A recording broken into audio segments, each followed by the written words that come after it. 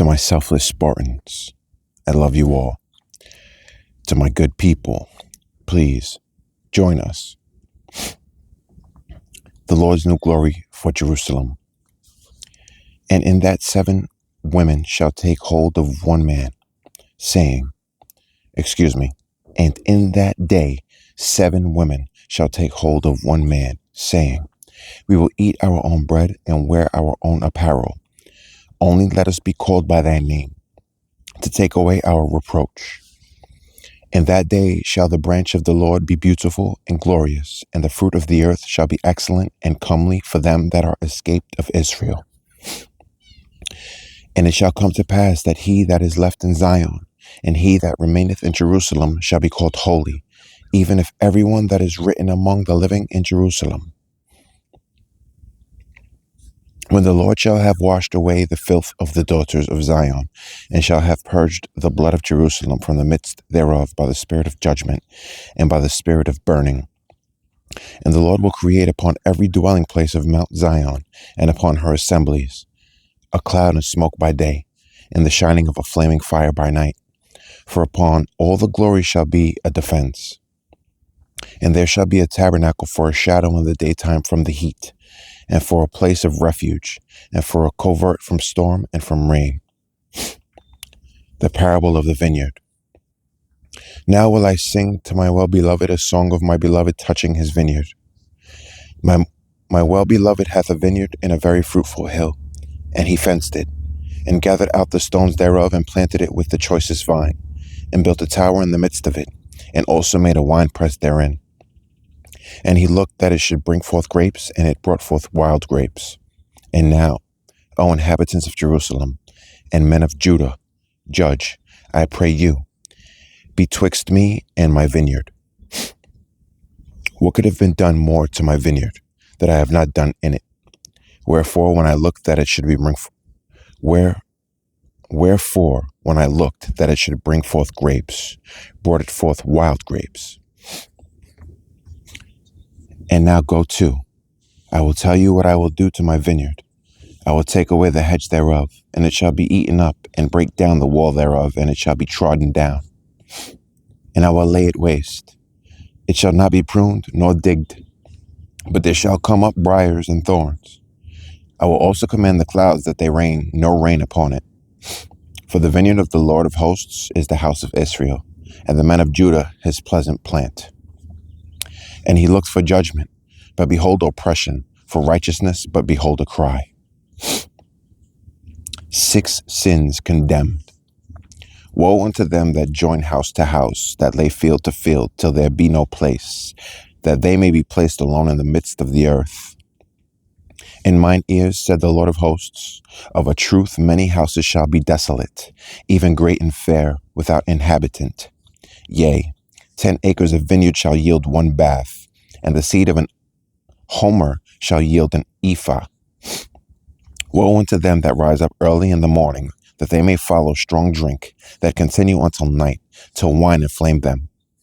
And the harp, and the viol, the tabret, and pipe, and wine, are in their feasts, but they regard not the work of the Lord, neither consider the operation of his hands. Therefore my people are gone in captivity, because they have no knowledge, and their honorable men are famished, and their multitude dried up with thirst. Therefore hell hath enlarged herself, and opened her mouth without measure, and their glory, and their multitude, and their pomp, and he that rejoiceth shall descend into it. And the mean man shall be brought down, and the mighty man shall be humbled, and the eyes of the lofty shall be humbled. But the Lord of hosts shall be exalted in judgment, and God that is holy shall be sanctified in righteousness. Then shall the lambs feed after their manner, and the waste places of the fat ones shall strangers eat. Woe unto them that draw iniquity with cords of vanity, and sin as it were with a cart rope, that say, let him make speed and hasten his work, that we may see it, and let the counsel of the Holy One of Israel draw nigh and come, that we may know it. Woe unto them that call evil good and good evil, that put darkness for light and light for darkness, that put bitter for sweet and sweet for bitter. Woe unto them that are wise in their own eyes and prudent in their own sight. Woe unto them that are mighty to drink wine, and men of strength to mingle strong drink, which justify the wicked for reward, and take away the righteousness of the righteous from him. And take away the righteousness of the righteous from him. Another nation will punish Israel. Therefore, as the fire devoureth the stubble, and the flame consumeth the chaff, so their root shall be as rottenness, and their blossom shall go up as dust, because they have cast away the law of the Lord of hosts, and despised the word of the Holy One of Israel. Therefore is the anger of the Lord kindled against his people, and he hath stretched forth his hand against them, and hath smitten them. And the hills did tremble, and their carcasses were torn in the midst of the streets. For all this his anger is not turned away, but his hand is stretched out still. And he will lift up an ensign to the nations from far, and will hiss unto them from the end of the earth. And, behold, they shall come with speed swiftly. None shall be weary nor stumble among them. None shall slumber nor sleep, neither shall the girdle of their loins be loosed. Neither shall the girdle of their loins be loosed, nor the latchet of their shoes be broken. Whose arrows are sharp, and all their bows bent. Their horses' hoofs shall be counted like flint, and their wheels like a whirlwind. Their roaring shall be like a lion. They shall roar like young lions. Yea, they shall roar, and lay hold of the prey, and shall carry it away safe, and none shall deliver it. And in that day they shall roar against them like the roaring of the sea. And if one look unto the land, behold darkness and sorrow, and the light is darkened in the heavens thereof. Isaiah's vision of the Lord's glory.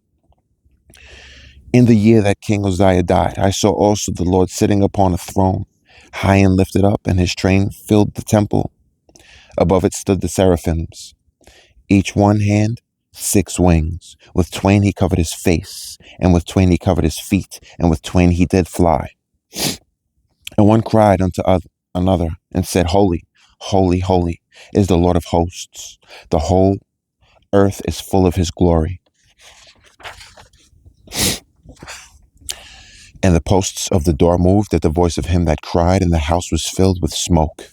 Then said I, Woe is me, for I am undone, because I am a man of unclean lips, and I dwell in the midst of a people of unclean lips. For mine eyes have seen the King, the Lord of hosts.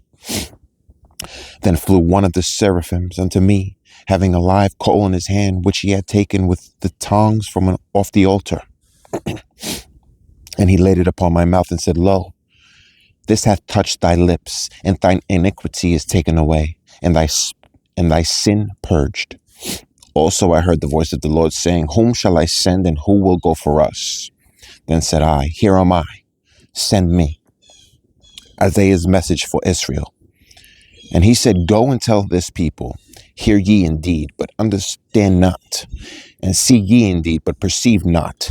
Make the heart of this people fat, and make their ears heavy, and shut their eyes, lest they see with their eyes, and hear with their ears, and understand with their heart, and convert, and be healed. Then said I, Lord, how long? And he answered, Until the cities be wasted without inhabitant, and the houses without man, and the land be utterly desolate. And the Lord have removed men far away, and there be a great forsaking in the midst of the land.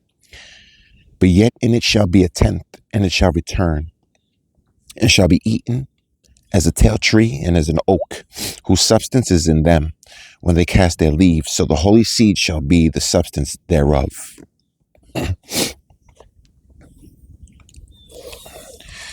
To my selfless Spartans, train, please eat right. And to my good people, until we meet again.